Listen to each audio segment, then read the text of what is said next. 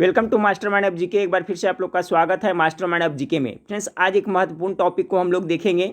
Lucent का ये 10वां topic है। फ्रेंड्स, भारतीय राज्य व्यवस्था भी हम लोग लुसेंट में पढ़ रहे हैं, तो उसका 10वां टॉपिक है नागरिकता। तो इसमें से जो भी महत्वपूर्ण प्रश्न नागरिकता से संबंधित बनता है लुसेंट में दिया हुआ है फ्रेंड्स, तो उसी को आज हम लोग कवर करेंगे। पूरा वीडियो जरूर देखिएगा। चैनल पर पहली बार विजिट करना है तो चैनल को सब्सक्राइब कर बेल आइकन को दबा दीजिएगा। ठीक फ्रेंड्स, तो चलिए शुरू करते हैं। गेस करते चलिएगा। टोटल इसमें आपका 27 क्वेश्चन है फ्रेंड्स। 27 क्वेश्चन में आपको कितना पहले से पता है ये भी बताइएगा। चलिए गेस करते चलिए। पहला सवाल आपका है, भारतीय संविधान के किन अनुच्छेदों में नागरिकता संबंधी प्रावधान किए गए हैं? पहला का करेक्ट आंसर क्या होगा? तो ऑप्शन नंबर गेस कर लिए होंगे, ऑप्शन नंबर बी 5 से 11 में आपका 5 से 11 में नागरिकता संबंधी प्रावधान किए गए हैं। पहला का correct answer option number B होगा। सवाल नंबर 2 को देखिए, भारतीय संविधान निम्नलिखित में से कौन सी नागरिकता प्रदान करता है? गेस कीजिए, एकल नागरिकता, दोहरी नागरिकता या उपयुक्त में से दोनों या उपयुक्त में से कोई नहीं।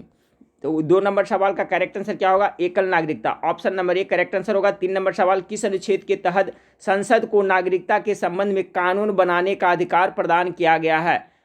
गेस करें फ्रेंड्स, किस अनुच्छेद के तहत संसद को नागरिकता के संबंध में कानून बनाने का अधिकार प्रदान किया गया है? 3 नंबर सवाल का राइट आंसर होगा अनुच्छेद 11, ऑप्शन नंबर डी 3 का करेक्ट आंसर होगा। 4 नंबर सवाल देखिए, भारतीय नागरिकता नहीं प्राप्त की जा सकती है। 4 का राइट आंसर क्या होगा? तो भारतीय नागरिकता नहीं प्राप्त की जा सकती है। आपका जन्म द्वारा तो की जा सकती है, देशीकरण द्वारा हो सकता है, किसी भूभाग के सम्मिलन द्वारा हो सकता है, भारतीय बैंक में धन जमा कर करके आपका भारत का नागरिकता नहीं प्राप्त किया जा सकता है। तो ऑप्शन नंबर डी इसका करेक्ट आंसर हो जाएगा 4 का। 5 नंबर सवाल को देखिए। 5 नंबर सवाल है, देशीकरण द्वारा नागरिकता प्राप्त का एक तरीका क्या है?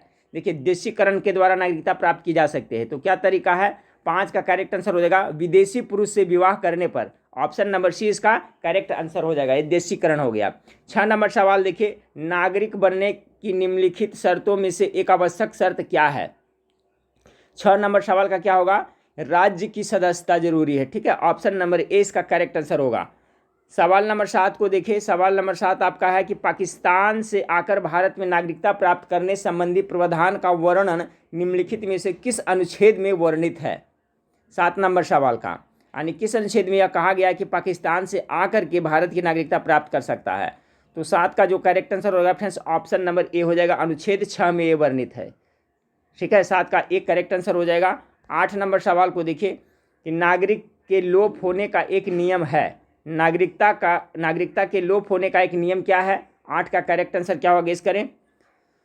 तो नागरिकता का लोप यानी कि नागरिकता खो सकते हैं आप।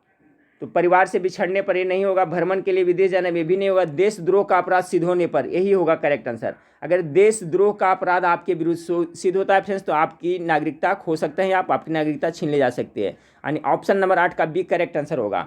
9 नंबर सवाल को देखिए कि एक व्यक्ति नागरिकता के अधिकार कैसे खो सकता है? एक कारण हो सकता है, क्या हो सकता है?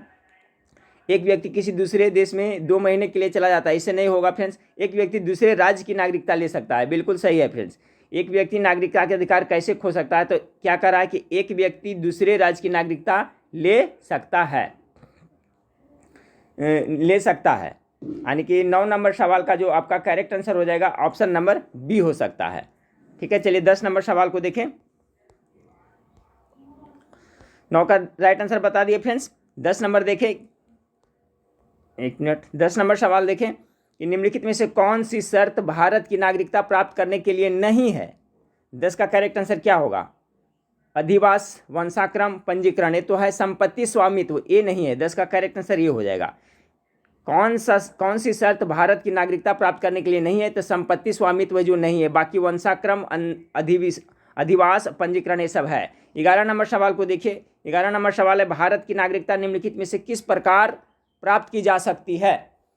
11 नंबर सवाल का राइट आंसर हो जाएगा आपका, जन्म से तो हो ही सकता है, वंशानुक्रम से हो सकता है, देशीकरण से हो सकता है। अभी देशीकरण में देखिए फ्रेंड्स कि बाहर में किसी से अगर पुरुष और महिला से भी शादी ब्याह कर लेते हैं तो उससे भी नागरिकता मिल सकता है। तो तीनों हो जाएगा, ऑप्शन नंबर डी इसका करेक्ट आंसर होगा। देखिए फ्रेंड्स, अभी जो मैं आपका सीरीज चला रहा हूँ लुसेंट में, इसको पढ़ने से आपका यह फायदा क्योंकि इसमें टॉपिक वाइज है। अब जैसे नागरिकता संबंधित है तो इसमें नागरिकता संबंधी आपको कितना टोटल 27 प्रश्न है, तो इसमें आपको पता चल जाएगा हर एक एंगल से कि किस तरह से नागरिकता से प्रश्न पूछा जा सकता है। ये काफ़ी महत्वपूर्ण है, इसलिए आप लोग पूरा वीडियो जरूर देखिएगा और दोस्तों में शेयर जरूर करिएगा फ्रेंड्स।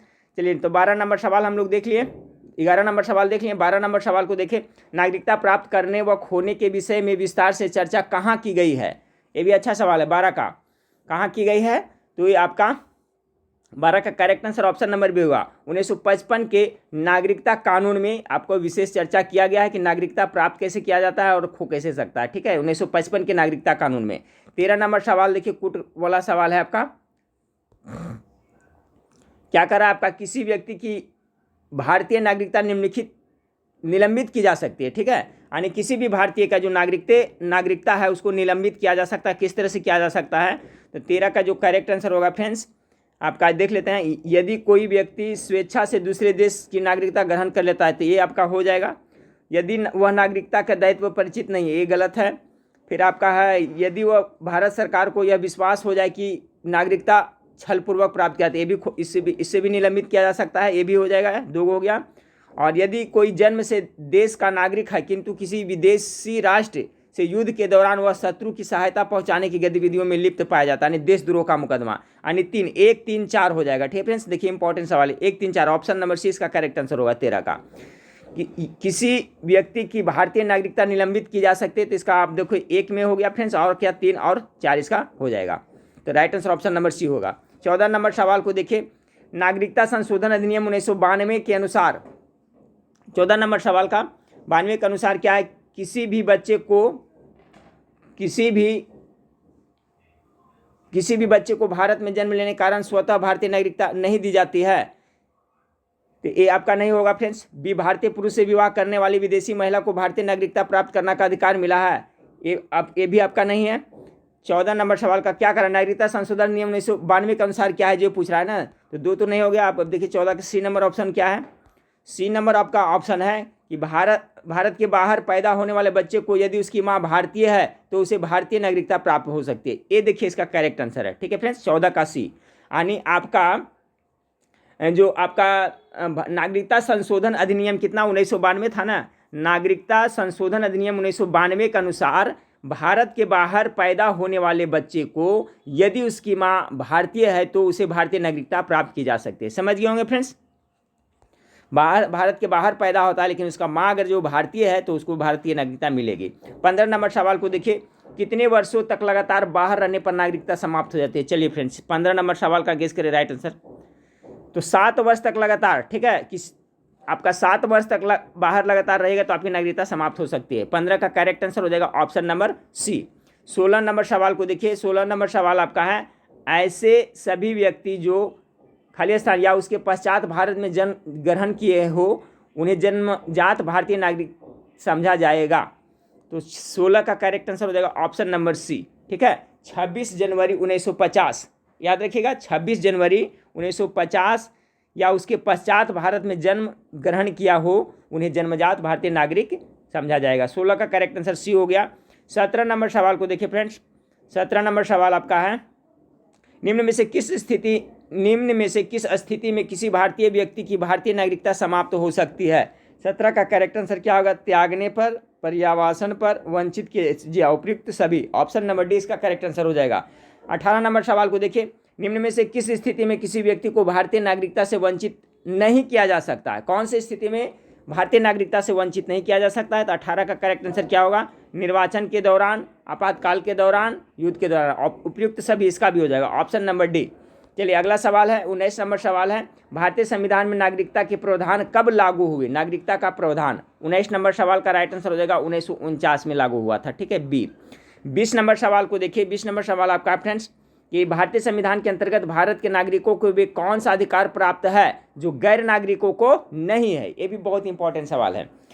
तो भारतीय संविधान के अंतर्गत भारत के नागरिकों को वे कौन सा अधिकार प्राप्त है जो कि गैर नागरिकों को नहीं है, तो 20 का करेक्ट आंसर हो जाएगा, कुछ सार्वजनिक पदों की पात्रता, संसद व विधानसभा के सदस्य होने का अधिकार, अनुच्छेद 15, 16 एवं द्वारा प्रदत्त मौलिक, इसका उपयुक्त सभी हो जाएगा। ठीक है फ्रेंड्स, भारतीय संविधान के अंतर्गत भारत के नागरिकों को कौन सा अधिकार प्राप्त है, तो ये सभी उनको प्राप्त है जो कि गैर नागरिक को ये सब अधिकार नहीं प्राप्त है। ऑप्शन नंबर डी इसका करेक्ट आंसर होगा।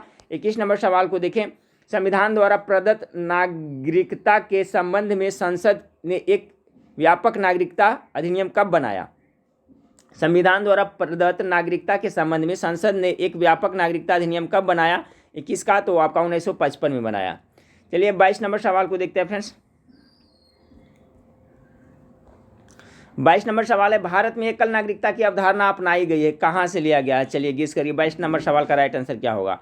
तो देखिए अमेरिका में है जो दोहरी नागरिकता चलता है, ठीक है फ्रेंड्स, याद रखिएगा अमेरिका में पूछे तो, और इंग्लैंड में है जो एकल नागरिकता है, ठीक है, तो वहाँ से लिया गया। ऑप्शन नंबर ए 22 का करेक्ट आंसर, याद रखिएगा बहुत इंपॉर्टेंट सवाल। देखिए CC में 2011 में पूछा हुआ है कि भारत में एकल नागरिकता का अवधारणा अपनाई गई है कहाँ के संविधान से? तो इंग्लैंड के संविधान से।